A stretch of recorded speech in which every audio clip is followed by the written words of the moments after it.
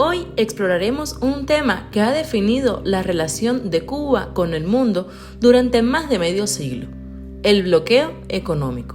En este viaje nos preguntamos, ¿cómo ha respondido el gobierno cubano y qué lecciones puede aprender de otros países?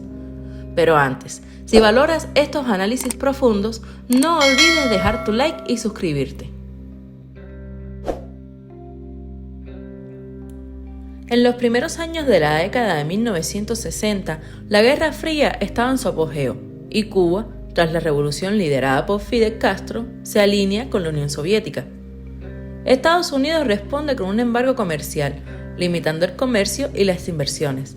Pero, ¿fue este bloqueo un acto simplemente impulsivo? No, fue una respuesta a la expropiación de propiedades estadounidenses en Cuba y a su alineación con el bloque soviético. Recordemos que en esta época, Cuba expropió casinos, hoteles y refinerías súper importantes para Estados Unidos. Ahora, mientras mantenemos este contexto en mente, reflexionemos. ¿Han sido efectivas estas medidas? Otros países como Irán y Corea del Norte también han enfrentado sanciones estadounidenses, pero ¿han cambiado su comportamiento? Contrario a la creencia popular, el embargo no ha paralizado completamente a Cuba. Sí, ha habido desafíos, claramente. Es incrédulo de nuestra parte pensar que no existe una afectación hacia su economía, pero la isla ha buscado formas de sustentarlos. Primero, Cuba ha construido relaciones con otras naciones. Rusia, por ejemplo, ha sido un aliado crucial, perdonando deudas y apoyando proyectos de la isla. Países como China, España y México han sido vitales, estableciendo vínculos comerciales, proporcionando ayuda económica y con comercio de importación e exportación. Pero, ¿por qué estos países deciden ayudar a Cuba a pesar de las sanciones estadounidenses? La geopolítica y la economía mundial cada día es más compleja, y más en estos tiempos donde el panorama político y económico mundial parece estar cambiando rápidamente. Pero regresemos al tema. Y para esto hay que hablar un poco de la supuesta filosofía del gobierno cubano. El comunismo promete una sociedad sin clases, donde todos somos iguales.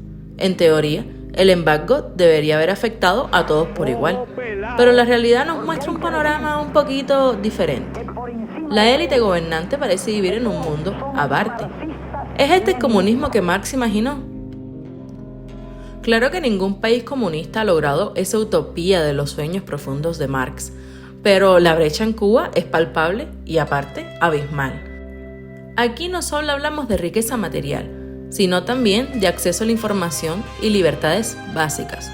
Comparemos esto con China, que aunque comunista, ha adoptado políticas capitalistas, con esto haciendo un híbrido entre ambas filosofías, predominantemente comunistas, que han sacado a millones de la pobreza.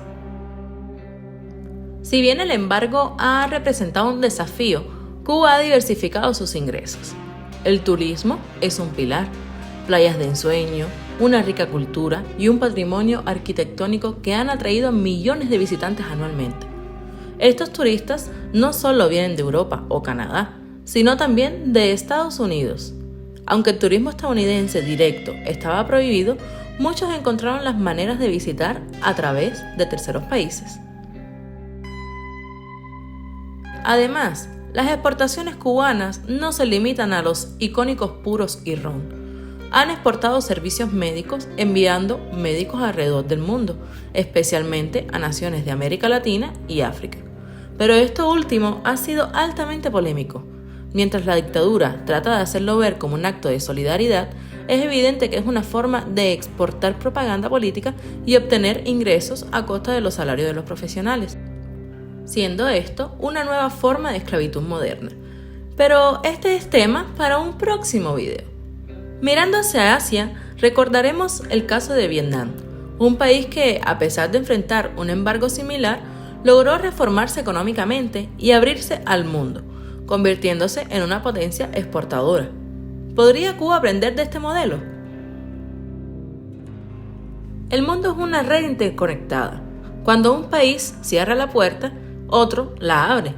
El embargo de Estados Unidos, en lugar de aislar a Cuba, ha empujado a la isla hacia otras potencias globales. Pero, ¿es este fenómeno exclusivo para Cuba? No del todo. Recordemos a Irán, que a pesar de las sanciones ha encontrado aliados. Entonces tenemos que preguntarnos, ¿es efectivo el uso del embargo como herramienta política? Históricamente la respuesta es compleja. Si bien puede imponer dificultades económicas, también puede fortalecer la resolución del país sancionado y sus relaciones con otras naciones. Además, en muchos casos, por no decir que en todos, el pueblo es el que soporta la mayor carga, y no necesariamente los líderes políticos. El mundo está cambiando, y los BRICS, que incluyen a Brasil, Rusia, India, China y Sudáfrica, están desafiando la dinámica global.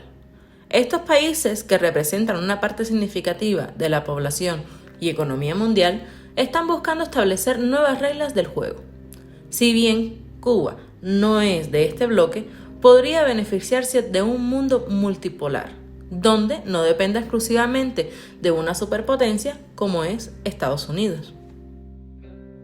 Pero si el bloqueo terminara mañana, ¿cómo se adaptaría Cuba? ¿Veríamos un auge económico similar al de Vietnam o seguiríamos igual? Centremos nuestra atención en la gente. Independientemente de la política, son los ciudadanos comunes los que viven las consecuencias directas de decisiones tomadas a miles de kilómetros de distancia. Las estanterías vacías en las tiendas, la falta de medicamentos esenciales y las limitaciones en tecnología moderna, ¿son todos estos resultados directos del embargo? La respuesta es no. Si bien el embargo ha impuesto restricciones, las políticas internas en Cuba han llevado al país a una caída en picada. Miremos, por ejemplo, a Corea del Norte, otro país fuertemente sancionado. Su aislamiento y la falta de recursos han llevado a una grave crisis humanitaria. Pero al igual que en el caso cubano, no todo es resultado del embargo externo. Políticas estatales y decisiones de liderazgo influyen demasiado. El término comunista es recurrente al hablar de Cuba. Sin embargo, es importante diferenciar entre ideología y práctica. El comunismo en su núcleo busca la abolición de clases y una distribución equitativa de la riqueza. Pero, ¿es eso lo que vemos en Cuba? Los cubanos señalan que la élite gobernante vive con comodidades, mientras que el ciudadano común enfrenta carencias extremas. Esto iría en contra de la premisa básica del comunismo. Pero, como en cualquier debate, hay matices y perspectivas múltiples. ¿Qué significa realmente ser un país comunista en el siglo XXI? Y más crucialmente, ¿qué implica para su gente? Déjame tu comentario, me interesa saber tu opinión. Ahora imaginemos un escenario. El embargo se levanta mañana y Cuba se integra a BRICS. ¿Qué pasaría? Con base a otras naciones que han experimentado transiciones similares, es probable que veamos un aumento en la inversión extranjera y el turismo. Pero, ¿esto se vería reflejado en el bolsillo de los cubanos? Cuba es más que su relación con Estados Unidos y el embargo. Es una nación rica en historia, cultura y resiliencia, pero como cualquier país enfrenta desafíos. Si hay una lección que tomar de todo esto, es la complejidad de la geopolítica y cómo las decisiones tomadas en las capitales pueden afectar la vida diaria de las personas. A medida que el mundo cambia y evoluciona, también lo hace Cuba. Y mientras el embargo es una parte de su historia, no define su futuro. Esa definición, en última instancia, está en manos del pueblo cubano. Como observadores y partícipes de esta realidad, a veces es útil mirar otros escenarios para comprender mejor el nuestro. En el caso de Cuba, podemos observar a Vietnam. Ambos países han compartido raíces ideológicas similares y han enfrentado embargos de Estados Unidos, pero hoy sus realidades son distintas. Vietnam, tras su reforma económica en 1986, se abrió al comercio y ha experimentado un crecimiento económico muy considerable. ¿Podría Cuba adoptar una estrategia similar? Y si es así, ¿la población cubana se vería beneficiada? Para entender realmente el impacto del embargo, debemos escuchar las voces de los cubanos. Sus experiencias, esperanzas y temores nos dan una visión más clara que cualquier análisis político. ¿Qué piensan ellos sobre el embargo, la política interna y el futuro de su país? Estas voces nos recuerdan que detrás de las estadísticas y los titulares hay personas reales viviendo su día a día. Como siempre, te invitamos a que seas parte de esta conversación. ¿Qué piensas sobre el embargo a Cuba? ¿Crees que ha sido efectivo? ¿Y qué opinas sobre el camino que los cubanos tenemos que tomar hacia el futuro? Déjanos tus comentarios. Y si te ha parecido interesante este análisis, no olvides darle like y suscribirte para más contenido como este. Al analizar el contexto cubano, es vital recordar que el embargo, aunque una realidad contundente, no es el único factor que moldea la actual situación del país. La prolongada dictadura y el control estricto sobre las libertades y la economía han jugado un papel más significativo en la decadencia de la nación que cualquier bloqueo externo. Las restricciones impuestas por su propio gobierno han limitado el potencial y el progreso del pueblo cubano. Mientras que el embargo es un obstáculo externo, las decisiones internas tomadas por décadas han suprimido consistentemente la innovación, la libre expresión y la oportunidad de crecimiento. A menudo es fácil apuntar hacia el exterior y culpar a las influencias externas por los problemas internos, pero la verdadera reflexión radica en mirar hacia adentro, reconocer las falacias del sistema y entender que el cambio genuino debe venir desde el corazón mismo de la nación.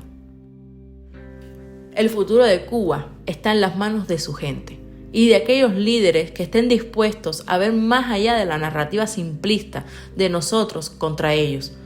Esperamos que ese futuro sea uno donde el pueblo cubano pueda finalmente respirar con libertad, prosperar y definir su destino sin las cadenas de la opresión.